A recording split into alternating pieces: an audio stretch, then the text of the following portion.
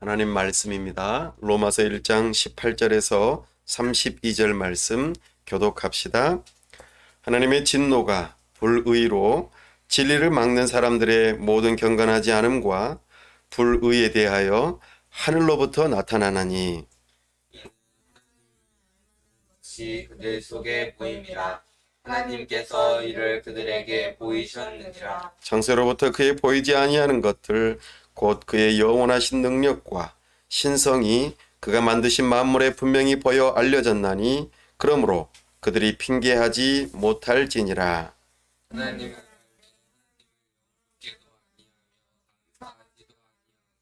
오히려 그 생각이 허망하여지며 미련한 마음이 어두워졌나니 스스로 지혜 있다 하나 어리석게 되어 보이지 아니하는 하나님의 영광을 썩어질 사람과 새와 짐승과 기어다니는 동물 모양의 세상으로 바꾸었느니라. 그러므로 하나님께서 그들을 마음의 정욕대로 더러움에 내버려 두사 그들의 몸을 서로 욕되게 하게 하셨으니 이는 그들이 하나님의 진리를 거짓 것으로 바꾸어 피조물을 주물 주보다 더 경배하고 섬김이라.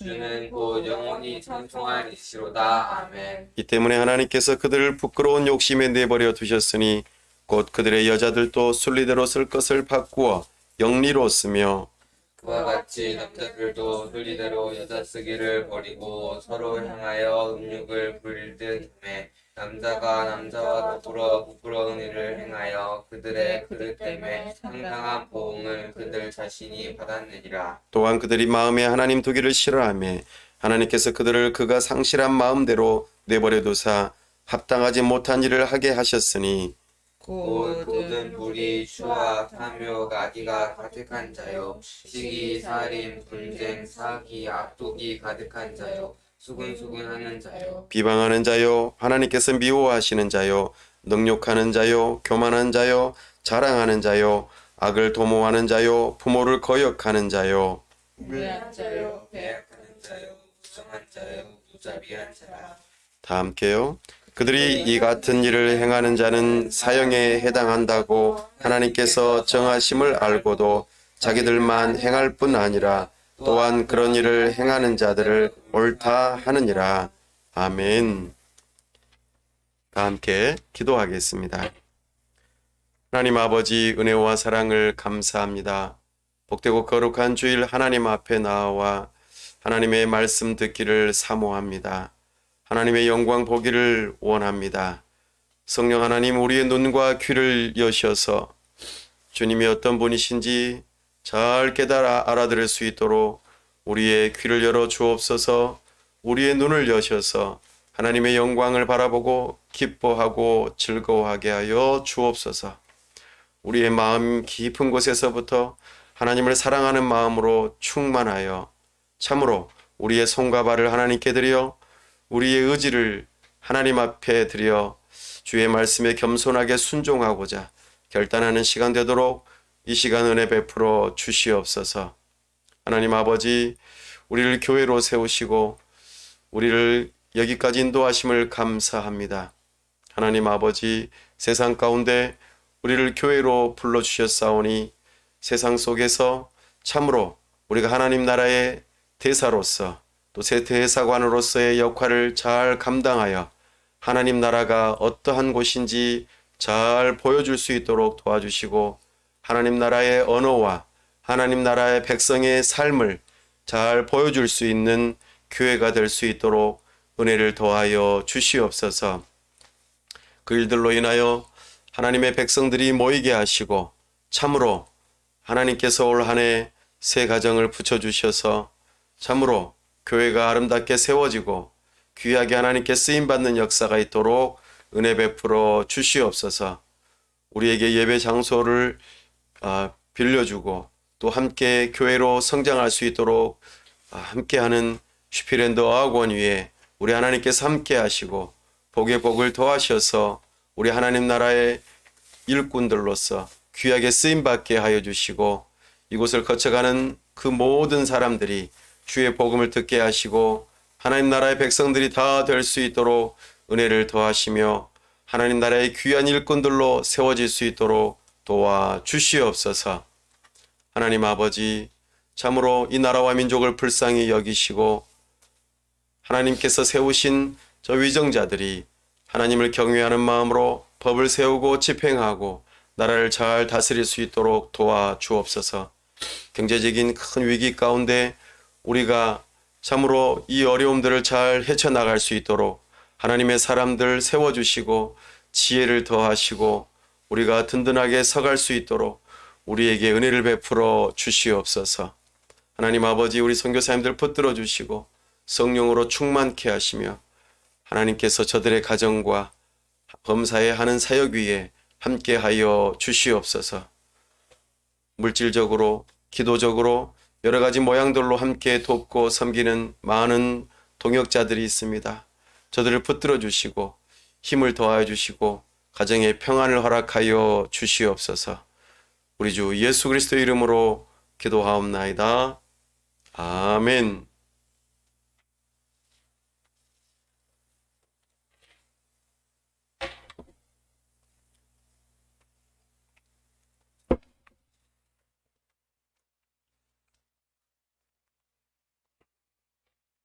오늘은 로마서 강해의 두 번째 시간으로 왜 복음이 사람들에게 필요한가, 이 제목으로 주의 말씀을 선포합니다.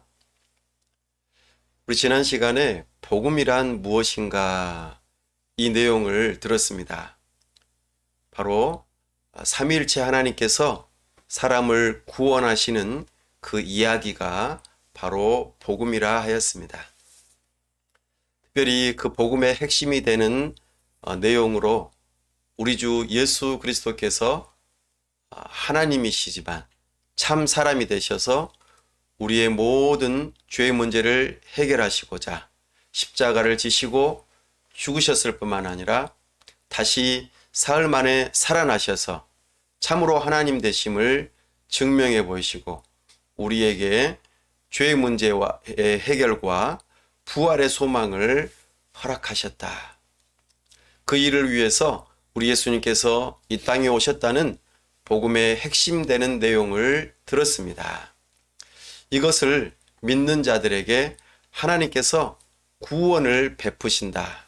그래서 죽어있던 영혼이 다시 살아나는 놀라운 하나님의 능력, 또한 사람이 변화될 수 있는 놀라운 능력이 바로 복음에 있다는 것을 우리가 들었습니다. 사도 바울은 이 이야기를 로마 교회에 들려주고 싶었습니다. 이것을 자세히 들려주고 싶어서 찾아가고 싶어 했죠. 영적인 선물들을 주고 싶어 했습니다. 더불어 사도 바울은 서바나까지 복음을 전하는 그 일에 로마 교회에 물질적인 또 기도에 도움을 받기를 원하는 마음으로 이 로마서를 기록하였다 하였습니다. 이제 복음이 무엇인지 들었는데 이 복음이 누구에게 필요한가, 이것을 사도 바울이 오늘 우리에게 들려줍니다.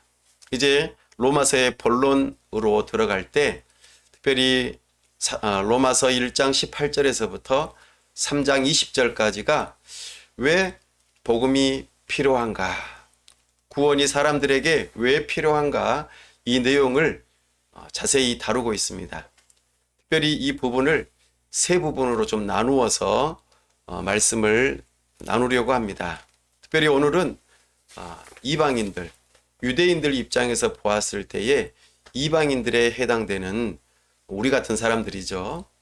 그들에게 복음이 왜 필요한가, 왜 복음이 사람들에게 필요한가, 이것을 나누려고 합니다. 사람들에게 왜 복음이 필요할까요? 18절에 그 답이 나와 있습니다. 함께 더 읽어볼까요? 하나님의 진노가 불의로 진리를 막는 사람들의 모든 경건하지 않음과 불의에 대하여 하늘로부터 나타나나니. 아멘. 이 질문에 대한 답은 바로 처음에 나와 있습니다. 하나님의 진노가 하늘로부터 나타나기 때문입니다. 하늘로부터. 하나님의 진노가 나타난다. 이것을 들었을 때에 어떤 그림이 좀 더 떠오르십니까? 저는 창세기 아브라함이 롯을 위하여 기도할 때에 참으로 하나님께서 그 롯이 살고 있던 소돔과 고모라 성이 떠올랐습니다. 하늘로부터 하나님의 진노가 이렇게 나타난다. 그 이유가 있죠. 바로 불의로 진리를 막는 사람들의 모든 경건하지 않음과 불의에 대하여 원인은 여기에 있는 것이죠. 하나님의 진노가 하늘로부터 온다. 소돔과 고모라 성에 하늘로부터 유황불이 팍 떨어져 내려갈 때 얼마나 많은 사람들이 그 일을 보고 놀라고 또 다 멸망하지 않습니까? 심지어는 구원을 받았다 여겨졌던 롯의 부인이 뒤돌아봄으로 소금 기둥이 되어 망하게 되는 모습을 우리는 보게 됩니다. 이처럼 하나님의 진노는 급하고 강하며 참으로 하나도 남김없이 그렇게 멸망되어집니다. 이것은 하나님의 심판, 진노의 예고편입니다. 이것은 한 부분, 한 장소에 한정되어 있었습니다만 이제 장차 예수님 다시 오시는 그날에는 온 인류가, 전 세계가, 온 우주적으로 이와 같은 일이 일어날 것임을 우리는 요한계시록을 통하여 이미 알고 듣고 있습니다. 여러분들은 이 이야기를 들을 때에 심각성이 느껴지십니까? 하늘로부터 하나님의 진노가 임한다. 이 경고는 수천 년 동안 이어져 왔습니다. 사람들은 이 경고를 듣고 두려워하기도 하고 경외하기도 하며 또 어떤 사람들은 무시하고 전혀 그럴 일이 일어나지 않는다고 생각하기도 합니다. 그러나 하나님께서는 분명하게 경고하고 계시고 우리에게 예고편을 보여주셨습니다. 그러니 그 일은 반드시 이루어질 것입니다. 이 일에 대하여 우리는 경고를 받고 그렇기 때문에 우리에게는 복음이 필요합니다. 사랑하는 여러분, 여러분들은 복음이 필요하십니까? 특별히 하나님께서 복음이 필요한 그 이유를 하나님의 진노라고 이야기하셨는데 그 하나님의 진노는 이유가 있죠. 그냥 하나님께서는 그냥 화를 내시고 그냥 진노하시는 분이 아니십니다. 그 분명한 이유가 있다고 우리에게 말씀하십니다. 이것을 크게 두 가지로 표현하고 있습니다. 하나는 경건하지 않음, 또 하나는 불의입니다. 좀 줄여서 경건하지 않음을 불경건, 그리고 불의는 불의라고 말해 볼 수 있겠습니다. 하나님께서 진노하시는 이유가 두 가지가 있습니다. 하나는 불경건, 불의. 이 두 가지가 하나님의 진노를 불러 일으킨다는 것입니다. 사람들은 구약의 하나님은 괜히 화만 내고 괜히 무섭게 그렇게 진노한다. 그래서 조금 안 좋게 보인다. 이렇게 생각하는 사람들이 있습니다. 아닙니다.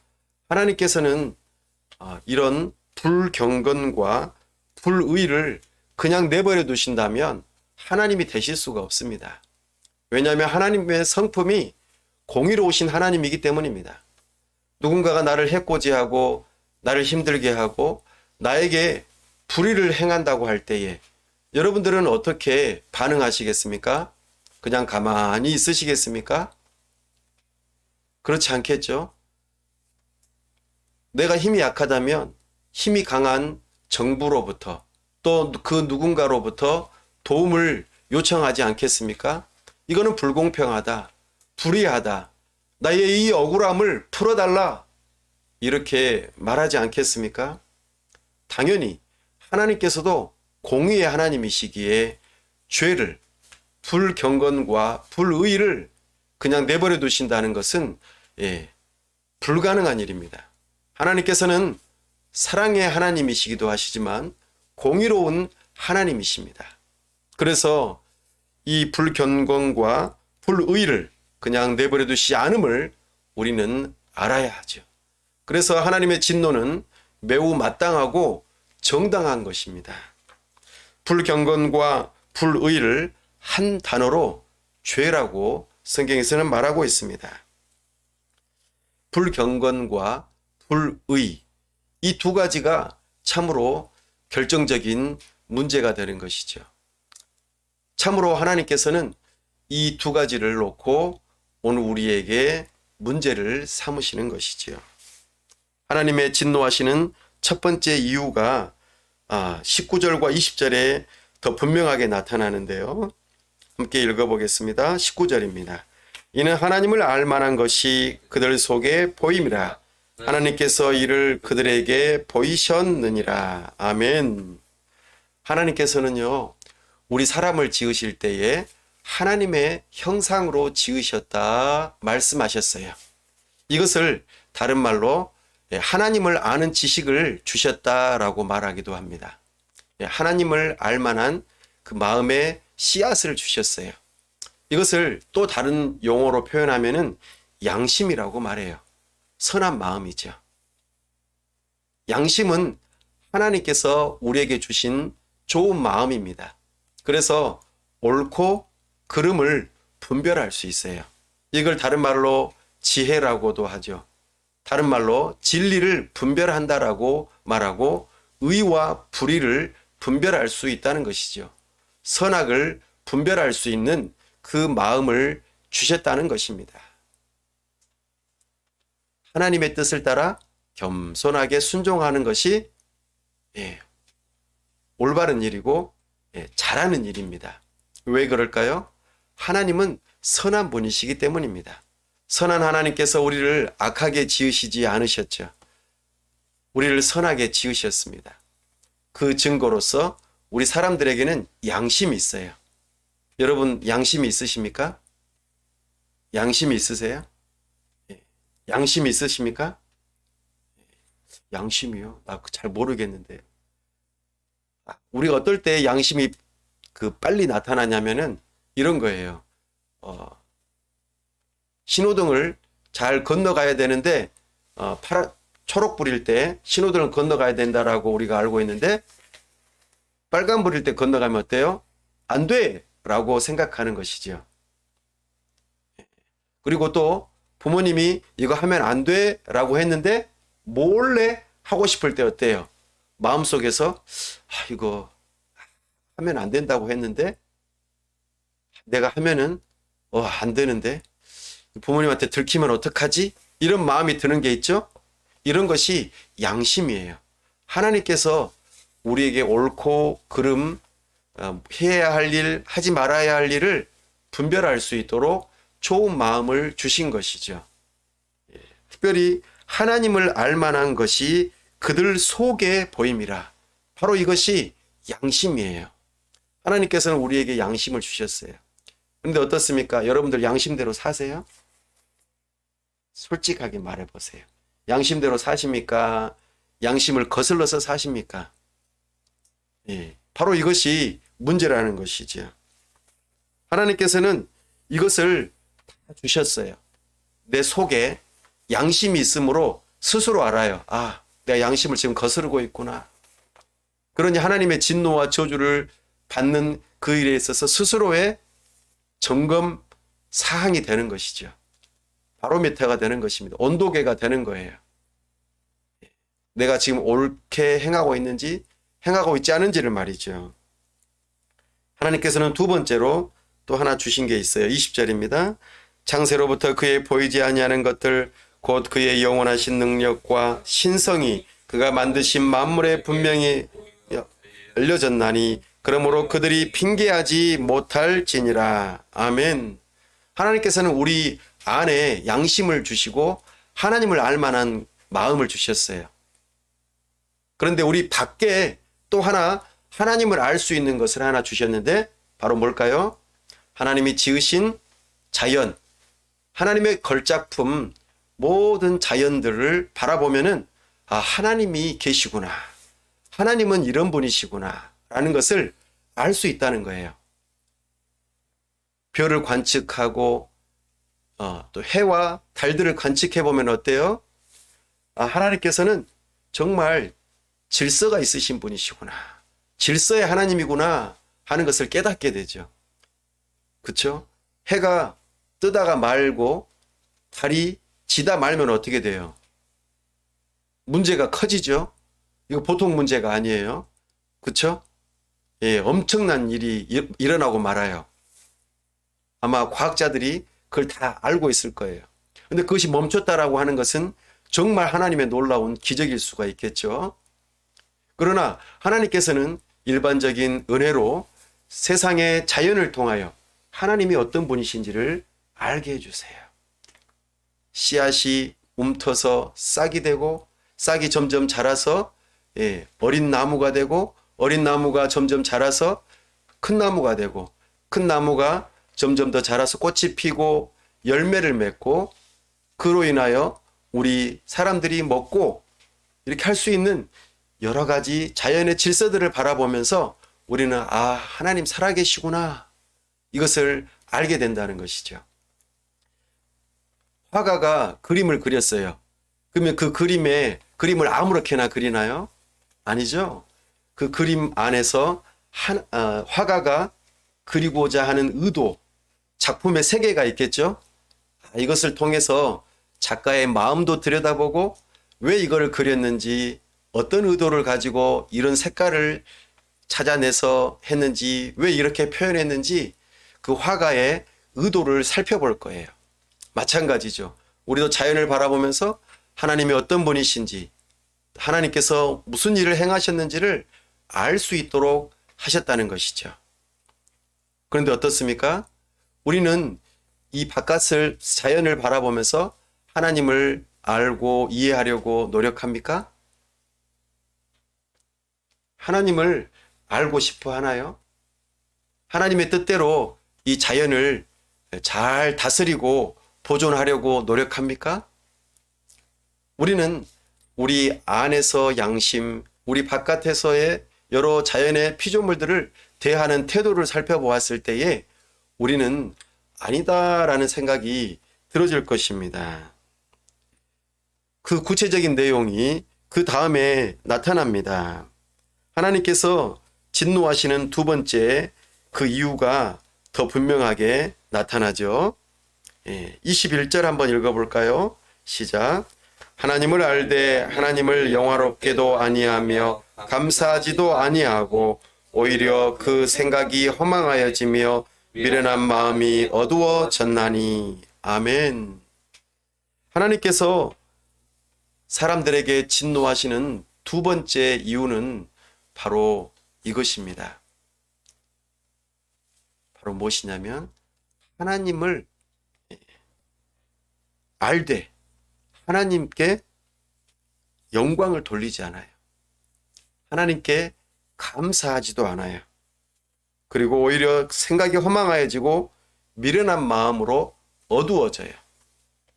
이것은 참으로 하나님을 하나님답게 하나님으로 대접하지 않는 이 모습으로 나타난다는 것이죠. 이것이 다른 말로 불경건이라고 말할 수 있습니다. 하나님을 사랑하지 않아요. 하나님을 하나님답게 대하지 않습니다. 하나님께서 진정 창조주가 되시는데 그 창조주 되신 하나님을 향하여 올바르게 대하지 않는다는 것이죠.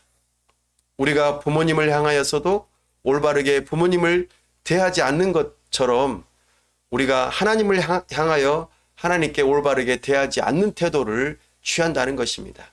그것이 영광을 돌리지도 않고 감사하지도 않는다는 것이죠. 다시 말씀드려서 하나님을 예배하지 않는 것이죠. 이것이 바로 사람이 하나님의 진노를 받아 마땅한 그 두 번째 이유 중에서 다른 말로 표현하면 불경건입니다. 이것을 좀 더 구체적으로 표현하면은 10계명 가운데서 1계명부터 4계명까지를 어기는 것과 같아요. 1계명, 우리가 조금 전에 읽었었죠? 1계명이 무엇이었습니까? 너희는 나 외에 다른 신들을 섬기지 말라 그러셨잖아요. 그런데 우리는 어떻게 됩니까? 하나님이 아닌 다른 것을 하나님처럼 섬긴다는 거예요.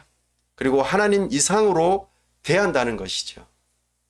이것이 바로 10계명의 1계명부터 4계명을 어기는 내용으로 나타난다는 것이죠. 그래서 우리가 성경에서 유심히 살펴보면은 이스라엘 백성들이 하나님을 섬기지 않는 것이 아니에요.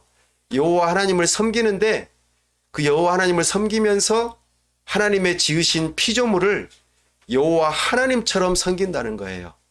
때로는 소를 금송아지로 만들어 가지고 이것이 여호와 하나님이다라고 섬겼다는 것이죠. 물고기를 이걸 하나님이다라고 섬겼다는 것이죠. 큰 산을 하나님처럼 섬기고 큰 나무와 바위를 하나님처럼 섬겼다는 것입니다. 이것이 바로 사람들의 문제라는 것이죠.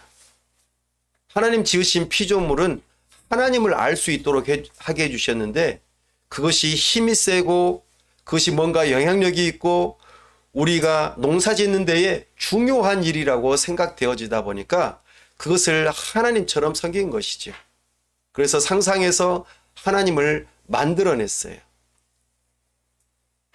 이것이 사람들의 마음이 어두워진 상태에서 하나님을 하나님으로 대하지 않는 것이죠. 성경에서 말하는 하나님은 삼위일체 하나님입니다. 그러나 이 삼위일체 하나님을 제대로 알지 못하고 섬기지 않는 이 모습 속에서 우상 숭배로 나타났다는 것이죠. 오늘날에는 어떻습니까? 오늘날에는 물론 그런 모습들도 분명히 있습니다. 하늘의 해와 달과 별과 여러 가지 많은 형상들을 만들어서 하나님의 피조물을 형상화해서 하나님처럼 섬기는 사람들이 여전히 있습니다. 그럼에도 불구하고 현대인들에게는 눈에 보이지 않는 하나님을 만들어서 하나님을 대체해서 하나님으로 섬기는 그 모습들도 보이고 있음을 우리는 부인할 수 없습니다. 예를 들면 돈을 하나님처럼 섬깁니다. 예수님께서도 경고하셨죠?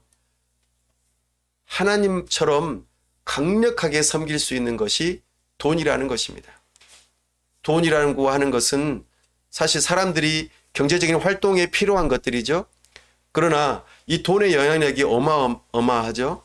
돈이 있어야만 뭔가 제대로 된 또 안정된 삶을 살 수 있는 것입니다. 그렇다 보니까 하나님보다는 돈을 더 우선시하고 돈이 시키는 대로 하는 삶을 살아간다는 것이죠. 돈이 하나님인 것입니다. 성,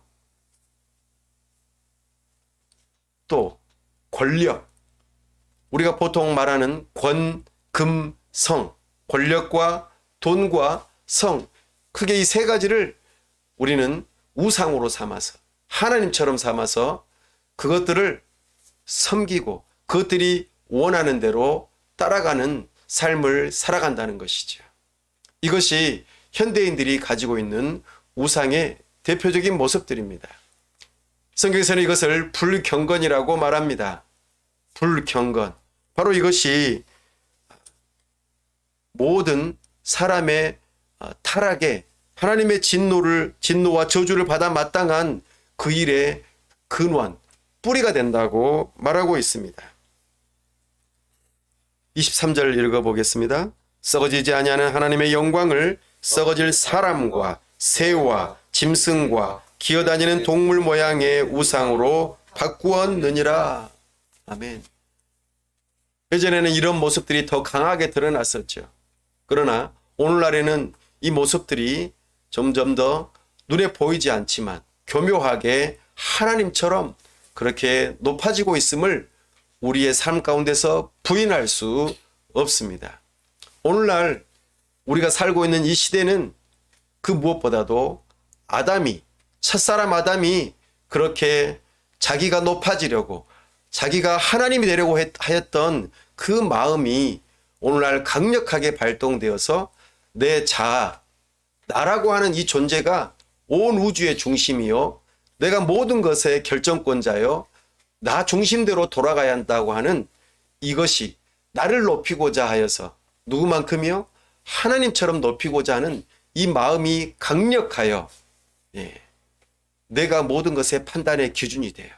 그리고 그것을 하나님처럼 만들려고 하는 이 모든 것이 바로 우상의 근원이 된다고 우리에게 말하고 있습니다. 이것이 바로 불경건입니다. 이 불경건은 우리 마음 뿌리 깊은 곳에 자리 잡고 있습니다. 이것으로 인하여서 많은 불의함이 나타납니다.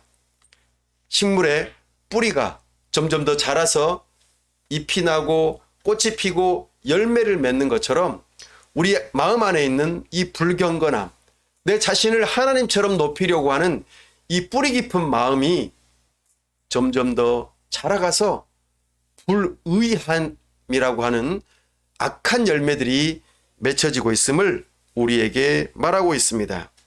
어떤 것인지 한번 볼까요? 네, 24절 한번 읽어보십시다.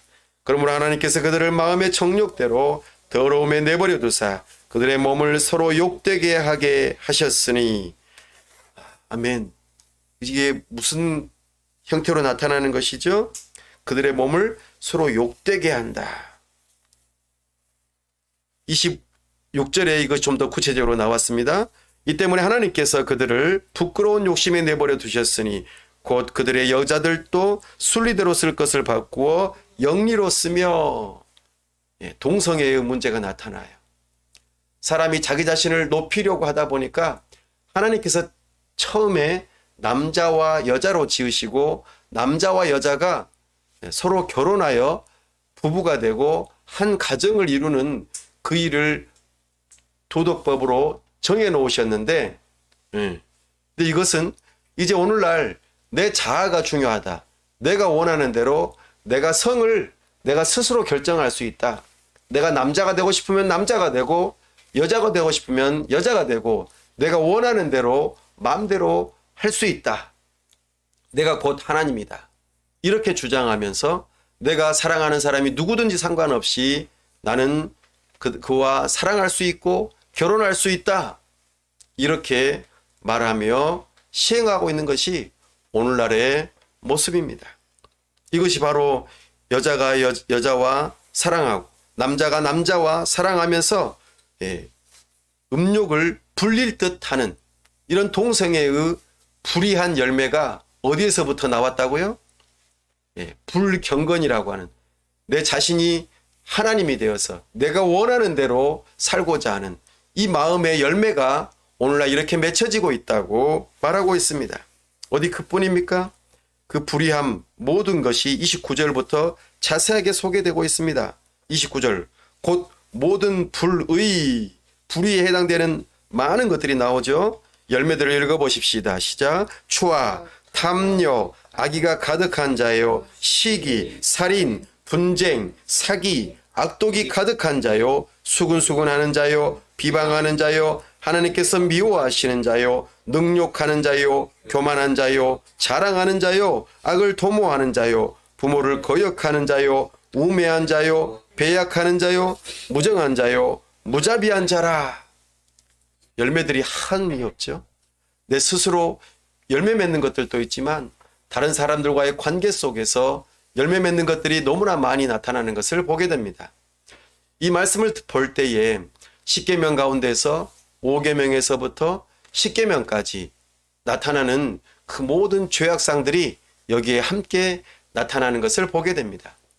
죄의 근원이 되는 것은 불경건입니다.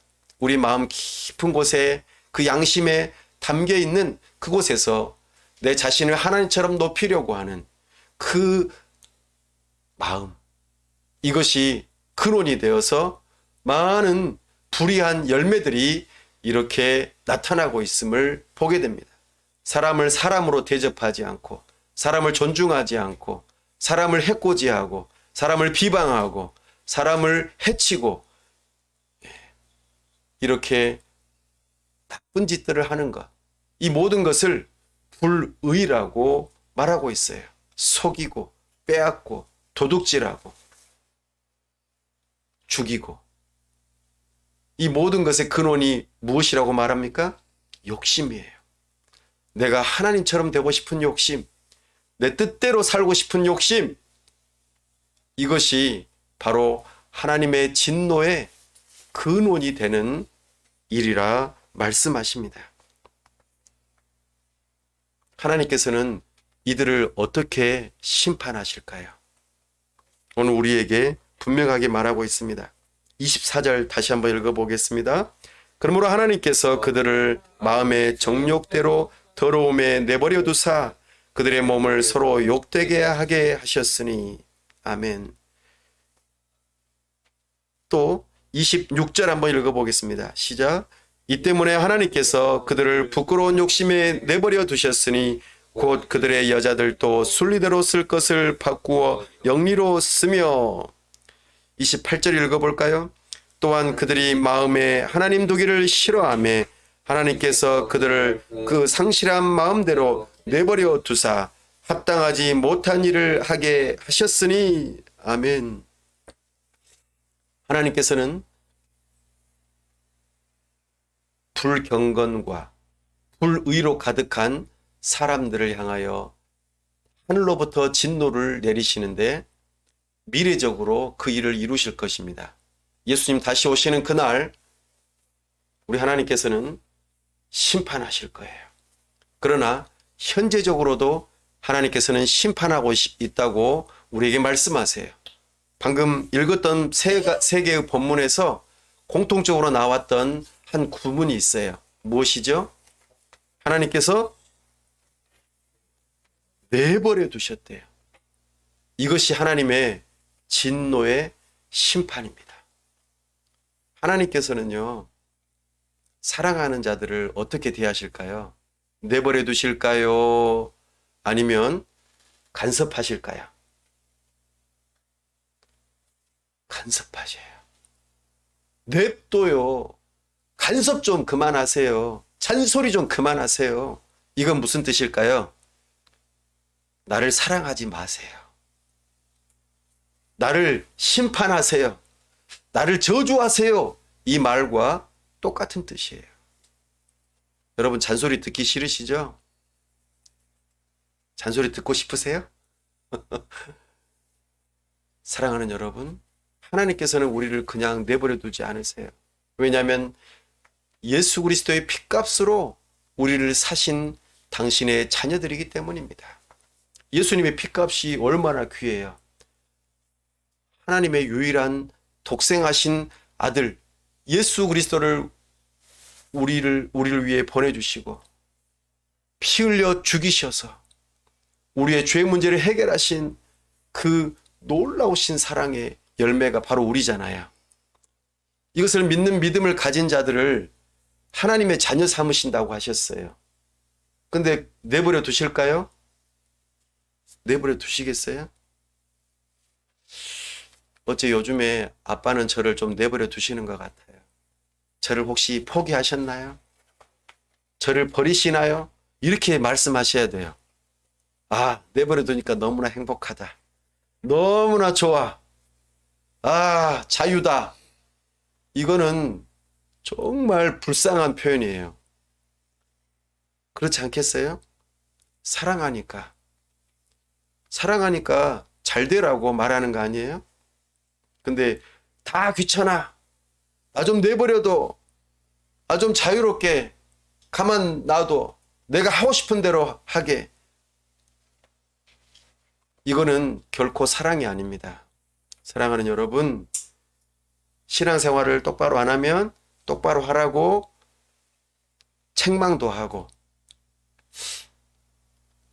그리고 생활 태도가 흐트러졌으면 올바르게 하라고 꾸지람도 하고, 그리고 나쁜 짓을 하면은 혼내키고. 왜요? 사랑하니까. 예수 그리스도의 핏값으로 사신 우리이니까. 우리는 주님의 영광을 드러내는 자들이어야 되잖아요. 하나님의 이름을 높여드려야 되잖아요. 근데 하나님의 이름에 먹칠하고 부모님의 이름에 먹칠하고 내 자신의 삶을 방탕한 곳에 내버려 둔다면 이것은 올바른 태도가 아닐 것입니다. 그러나 하나님의 진노와 저주를 받는 자들은 하나님께서 내버려 두신대요. 현재적인 심판입니다. 여러분들은 우리 주 예수 그리스도를 믿는 믿음을 가지고 계십니까? 여러분은 복음을 듣고 믿고 계십니까? 그렇다면 나를 제발 좀 붙들어 달라고 요청하셔야 합니다. 이것이 참으로 구원받은 자의, 하나님의 복음으로 구원받은 자의 태도입니다. 그리고 하나님께서는 그들을 내버려 두지 않습니다. 부모님을 통하여, 다른 사랑하는 지체들을 통하여, 또는 여러 가지 환경적인 문제들로 책망하시고 막으시고 그들을 거룩하고 경건한 자들로 붙들고 계십니다. 그것이 내가 하나님으로부터 구원받은 자라는 사인이에요. 근데 그냥 가만히 내버려 두고 계속 방탕한 길로 가도록 놔둔다면 그거는 버림받은 자예요. 구원받지 못한 자일 수도 있습니다. 여러분은 어떤 자가 되기를 원하십니까? 하나님께로부터 사랑받기를 원하십니까? 여러분들이 하나님으로부터 구원받은 자임을 확신하고 싶으시다면, 하나님 제발 저를 좀 붙들어 주세요. 저를 올바른 길로 인도해 주세요라고 기도하시기 바랍니다. 사랑하는 여러분, 예수 그리스도께서 우리를 위하여 구원을 베푸셨습니다. 사랑하는 여러분, 왜 우리에게는 복음이 필요합니까? 하나님의 진노가 하늘로부터 임하기 때문입니다. 하나님께서 우리를 그냥 내버려 두시기 때문입니다. 그것은 결국에는 심판받는 길로 갈 뿐이에요. 우리에게는 정말 복음이 필요합니다. 우리 안에서 참 양심이 정말 불화살을 맞아서 마비되어지고 정말 하나님을 사랑하지 않고 내 자신을 하나님처럼 높이며 우상 숭배하는 그런 자들로서 영원히 멸망받고 싶으십니까? 내가 하나님이 되어서 내가 원하는 대로 내 맘대로 살다가 인생 끝나버리고 싶으십니까? 그렇지 않다면 정말 여러분들에게는 복음이 필요합니다. 하나님 저 좀 붙들어 주세요. 하나님 저 좀 사랑해 주세요. 저를 위해 돌아가신 그 예수 그리스도의 그 십자가의 복음을 저도 듣고 믿게 해주세요. 그것을 믿고 의지할 수 있도록 도와주세요. 그 일을 위하여 우리 주님께서 우리 예수님을 보내주셨어요. 그리고 우리에게 복음을 들려주셨습니다. 우리를 하나님 자녀 삼아 주셨어요. 그분을 우리가 찬송하고 높이는 것이 마땅하지 않겠습니까? 우리 주님을 찬송하고 높이십시다. 감사합시다. 우리 주님의 이름을 높이며 예배하는 것이 마땅합니다. 내가 원하는 대로 사는 삶이 아니라 하나님의 뜻대로 살기로 결단합시다. 주님 뜻대로 살기로 했네. 주님 뜻대로 살기로 했네. 뒤돌아서지 않겠네. 이 세상 사람 날 몰라줘도, 이 세상의 어떠한 것으로 나를 유혹해도 오직 나를 구원하시고 나를 자녀 삼아주신 하나님 아버지만을 믿고 의지하면서 복음을 붙들고 살 수 있게 해달라고 기도하는 것이 마땅할 것입니다. 우리를 구원하신 주님을 찬송하고 감사합시다. 기도하겠습니다. 오늘 복음이 필요한 이유를 우리에게 들려주셨습니다. 여러분들에게는 복음이 필요하십니까? 하나님 앞에서 불경건과 불의로 하나님의 진노를 받아 마땅한 존재라고 여겨지십니까? 내 양심과 온 천지 만물을 바라볼 때에 참으로 하나님의 나를 향하신 외치심이 들려지십니까? 그렇다면 어서 속히 돌이킵시다. 하나님, 제가 불경건하고 불의한 존재입니다. 하나님, 저를 구원해 주십시오. 하나님의 심판을 받기 원치 않습니다.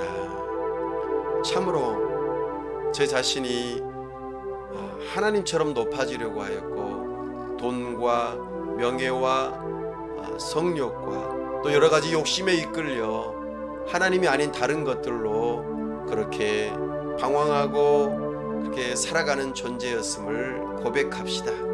그리고 그 모든 것을 버리겠다고 결심합시다.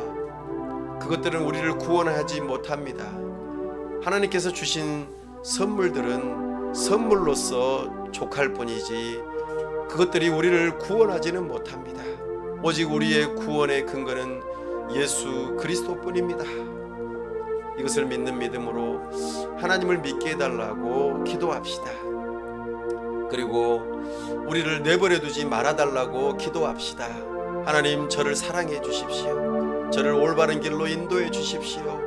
참으로 불경건한 그런 삶의 태도들이 있었다면 돌이키게 해주시고, 내가 우상으로 삼았던 것들이 도대체 무엇인지 더욱더 분명하게 깨닫게 해주시고, 그것을 확실하게 버릴 수 있게 하여 주옵소서. 그것으로 인하여 하나님의 진노를 받지 않게 해달라고, 이 시간 우상을 버리게 해달라고, 하나님 저를 사랑해 주십시오.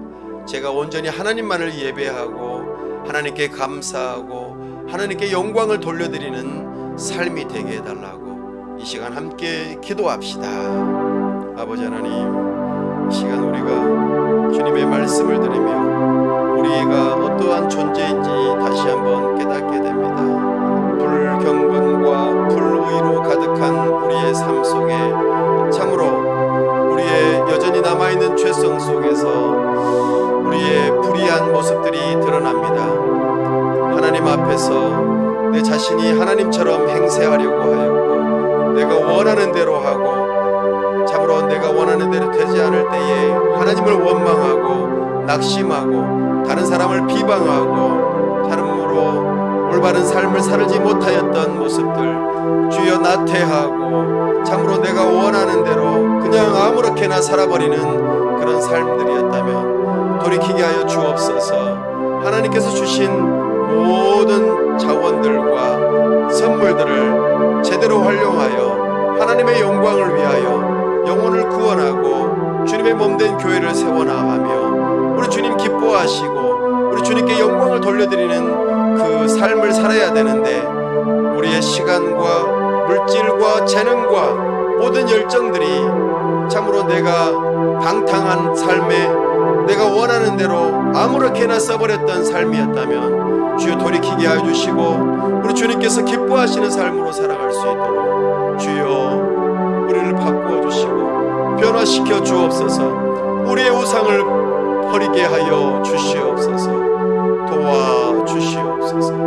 오직 하나님만, 오직 우리를 구원하시는 삼위일체 하나님만을 올바르게 섬길 수 있도록 도와주시옵소서.